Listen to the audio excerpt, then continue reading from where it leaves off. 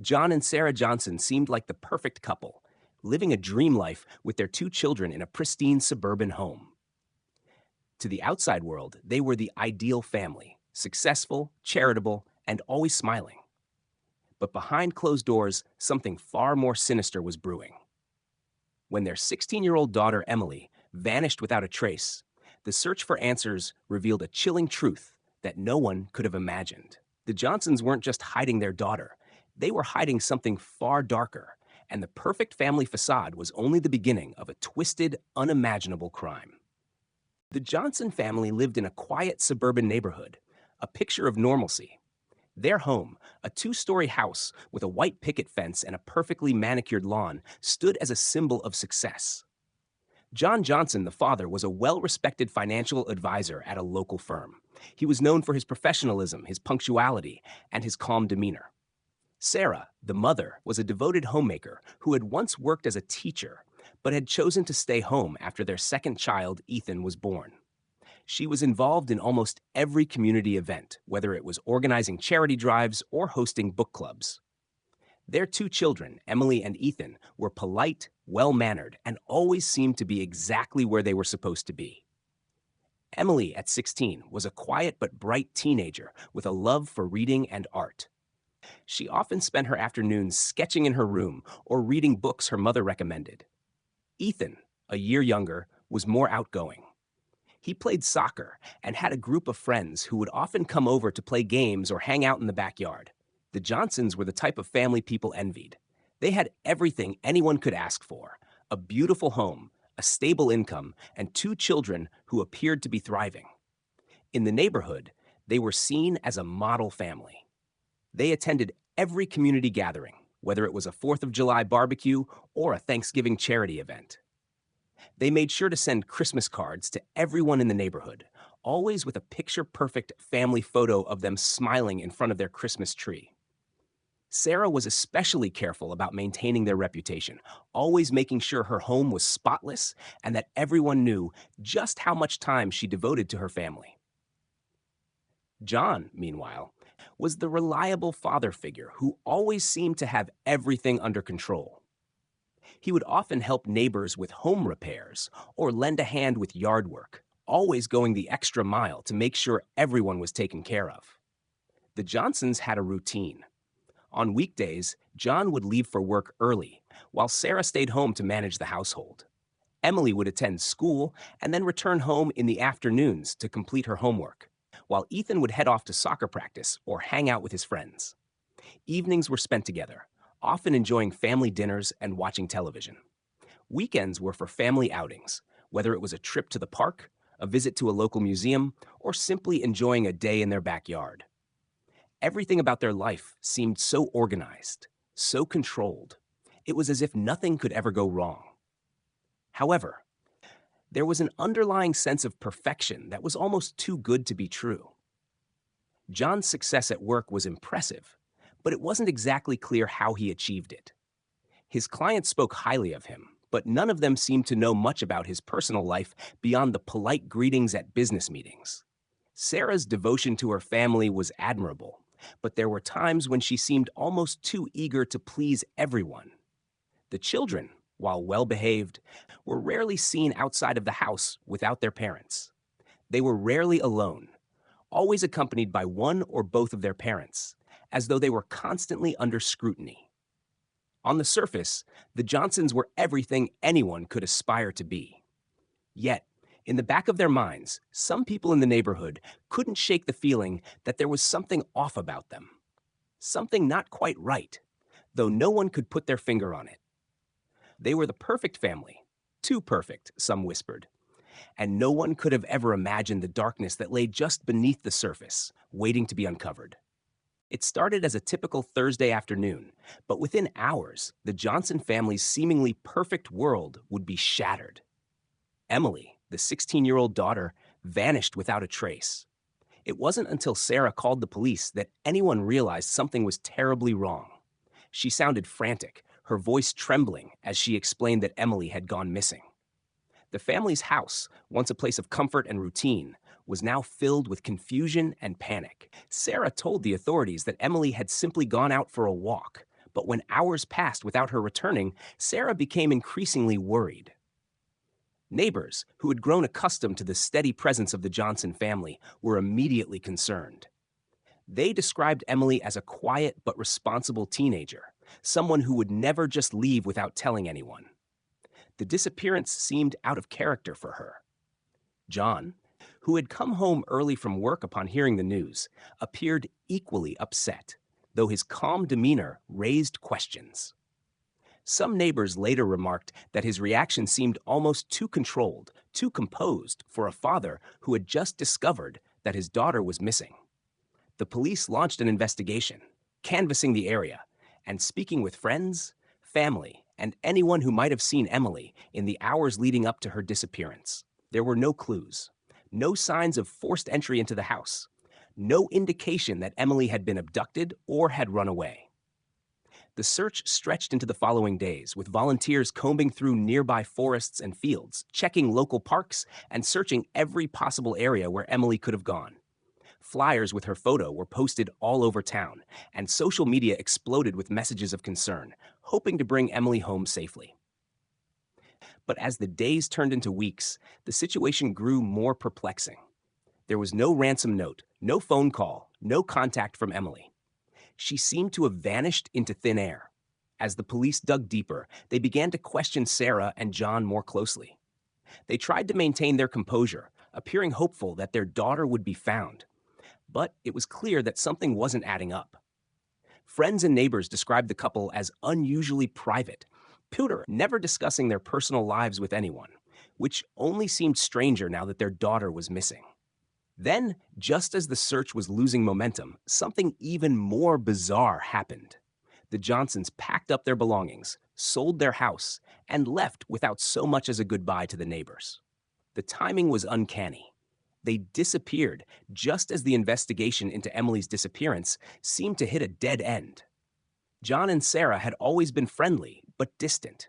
Yet this sudden departure felt different, like they were running from something.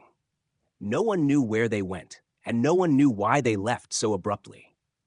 The neighborhood that had once seemed so full of life and warmth now felt eerily quiet and uncertain. The police were baffled.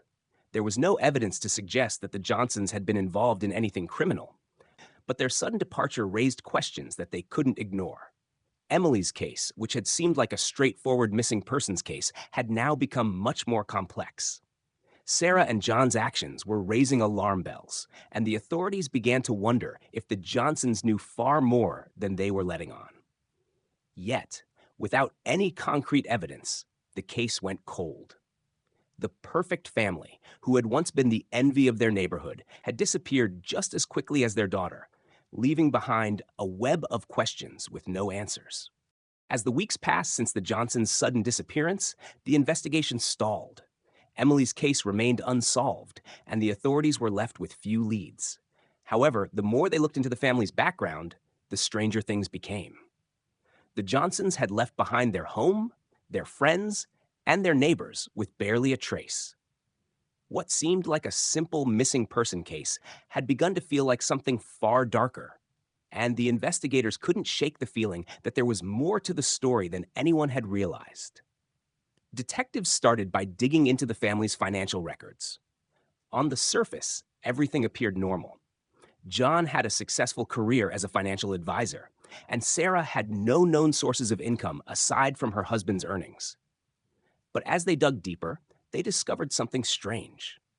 A few months before Emily disappeared, John had opened multiple offshore accounts, transferring significant sums of money into them. The amounts were substantial, and the timing was odd. These accounts seemed to have been set up with the sole purpose of hiding the funds. It raised immediate suspicions. Why would someone with a successful career feel the need to hide money in offshore accounts? And why had he done so just before his daughter went missing? This discovery prompted investigators to take a closer look at John's professional life. They found that he had been under financial stress, although it wasn't something anyone had known about at the time. His firm had recently undergone a series of audits, and rumors circulated that some of his deals had been questionable, if not outright fraudulent. but there was no concrete evidence to suggest that John was involved in any criminal activity. Still, the timing of the financial transfers, combined with his sudden disappearance, was too much to ignore. As the investigation continued, more oddities began to surface. Sarah, while not involved in any illegal activity herself, had been obsessively protective of her family's image. Her social media profiles were filled with perfect photos, always showing the family together and happy. It became clear that Sarah had been meticulously curating her public persona. But the more they looked at her online presence, the more they realized how much she had controlled the family's image. Friends who had known her for years described Sarah as someone who always wanted to appear perfect, someone who was always striving to project an image of a flawless, happy family. It wasn't just about maintaining a pristine household. It was about maintaining an image to the world, at any cost. Detectives interviewed the couple's friends and family members, but they found no one who seemed to know anything out of the ordinary. The Johnsons were highly private people, rarely discussing their personal lives beyond surface-level conversations. It was almost as if they kept their secrets hidden beneath the surface, only revealing what they wanted people to see. Sarah's devotion to keeping up appearances was something that came up time and again in conversations with those who knew her. She was seen as a woman who went to great lengths to keep her family's life orderly and perfect, even at the cost of her own happiness and well-being. The more the detectives uncovered about the Johnsons, the more it seemed as though the family's outward perfection was an illusion. The more they dug into their lives, the more they realized that the Johnsons had created a facade of normalcy that hid a much darker truth. Emily's disappearance now seemed to fit into this twisted narrative of control, secrecy, and manipulation. With every discovery, the mystery grew deeper, and the investigators couldn't help but wonder if Emily had known something they hadn't yet uncovered. Could she have been the key to unraveling the truth about her family? Or had she, too, become a victim of the web of lies and deception spun by her parents? As the investigation into the Johnsons' disappearance deepened, a crucial piece of evidence came to light that would change everything. It came from a neighbor who had been too scared to speak up earlier. The neighbor, an elderly woman named Mrs. Callahan, had lived next to the Johnsons for years. She had always been friendly with Sarah, but she had never felt completely comfortable around John. Something about him made her uneasy, though she could never put her finger on it. One afternoon, as the investigation into Emily's disappearance seemed to hit a dead end, Mrs. Callahan finally came forward. She admitted that she had seen something strange the night before Emily vanished.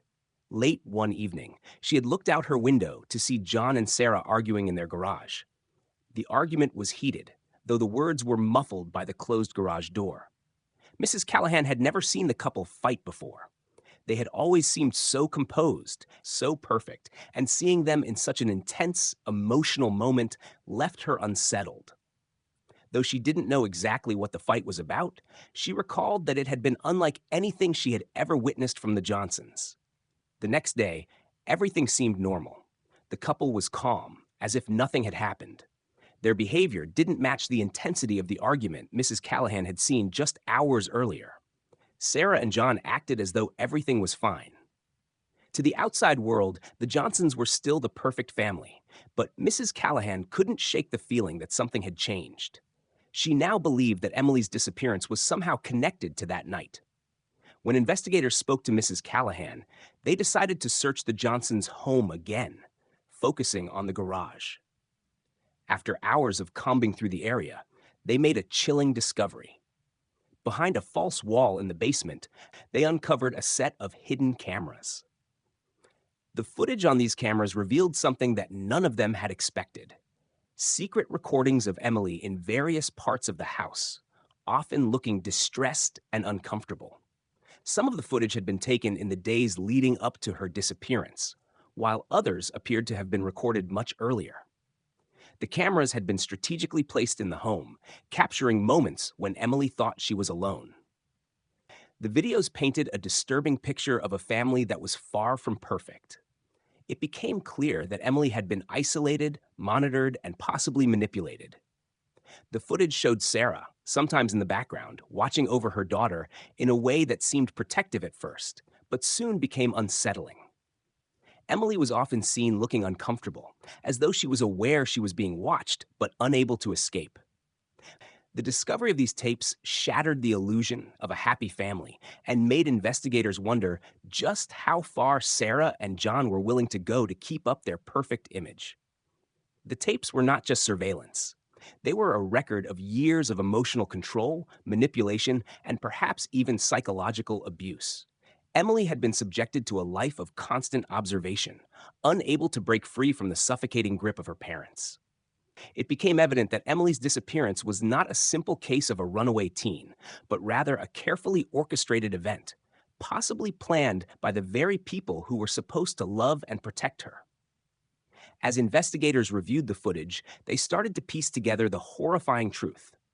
Emily's life had been controlled, her every move watched and documented. The recordings were a chilling reflection of the Johnsons' obsession with maintaining an image of the perfect family, no matter the cost. But what had driven them to such extremes? And where was Emily now? The answers, it seemed, were hidden somewhere within the walls of the Johnsons' perfect home, waiting to be uncovered. As the investigation reached a critical point, the shocking truth about the Johnson family slowly began to emerge. The more detectives uncovered, the more horrifying the reality became. The hidden cameras, which had once seemed like an isolated incident, now made sense. Sarah and John had been hiding a dark secret for years, one that went beyond just a simple family tragedy. They had meticulously orchestrated every detail of their lives to keep up the appearance of perfection, and Emily's disappearance had been the culmination of a twisted plan. The tapes from the hidden cameras revealed more than just surveillance footage. They showed the manipulation, control, and isolation Emily had endured. The emotional abuse was evident, as she was often seen looking despondent, locked in her room, and never allowed to truly engage with the world outside. Sarah, in particular, had been the driving force behind this suffocating environment. She had kept her daughter under constant watch, maintaining an iron grip on her every move. Emily was never allowed to make her own decisions.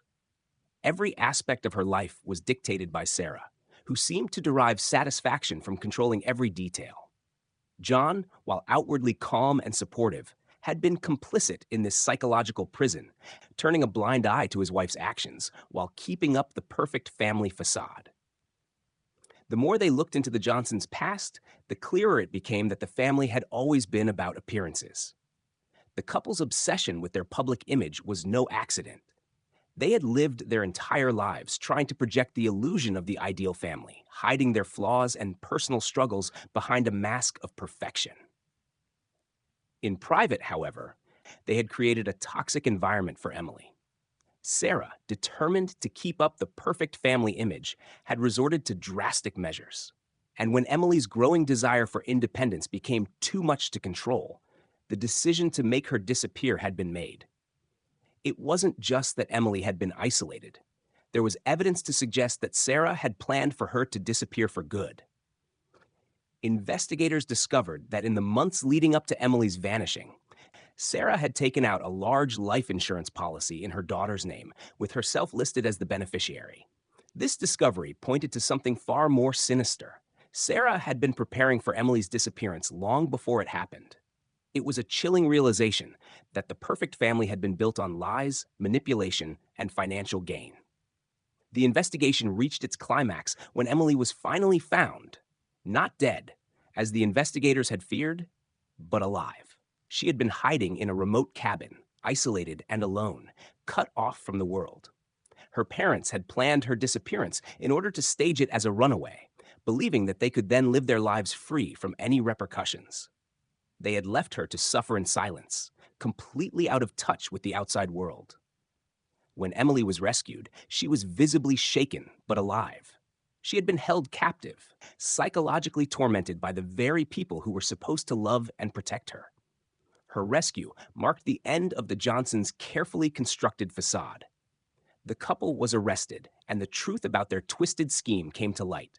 They were charged with kidnapping, fraud, and numerous counts of emotional and psychological abuse. The community, once so enamored with the perfect family, was left in shock. How could a family who seemed so ideal, so loving, harbor such dark secrets? The Johnsons' perfect life had been an elaborate lie, built on manipulation, control, and deceit. Emily, after years of suffering in silence, had finally been freed from her parents' grip. But the scars, both physical and emotional, would remain forever. The investigation, which had begun with the disappearance of a teenager, had uncovered a far deeper and more disturbing truth. The price of maintaining a perfect image was far higher than anyone could have imagined.